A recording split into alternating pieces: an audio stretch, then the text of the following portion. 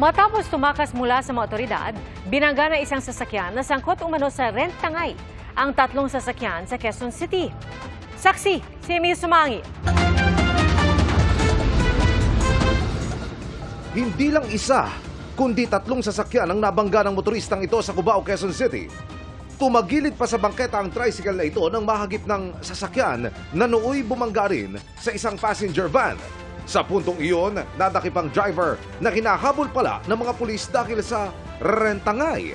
Ayon sa PNP Highway Patrol Group, inupakan umano ang sasakyan sa halagang 3,000 pesos kada araw pero hindi na ibinalik. It was rented on August 26 and the following day, August 27, yun pong involved na motor vehicle ay nakapost na sa Facebook Marketplace. For sale na po siya, worth 250,000. Nakipag-chat sa suspect ang undercover policeman na nagpanggap na bibili ng sasakyan na nauwi nga sa entrapment. Ayon sa HPG, dati lang may kaso na may kinalaman sa carnapping ang suspect pero depensa niya. Takot po ako sir kasi mostly pong nakakuan ko po sir, siyempre po mabubugbog. Kung hindi po mabubugbog, kung ano pong gawin. Kaya po sinubukan ko pong tumakbo sir pero pinagsisihan ko po yun na ginawa ko po. Sir, alam ko naman pong mali po yung ginawa ko po dahil po sa pera po, dahil kaya ako po nagawa. Pagpasensyahan nyo na po ako dahil sa hirap din po ng buhay. Tapos mag-isa ko lang pong nagtataguyod sa pamilya ko po.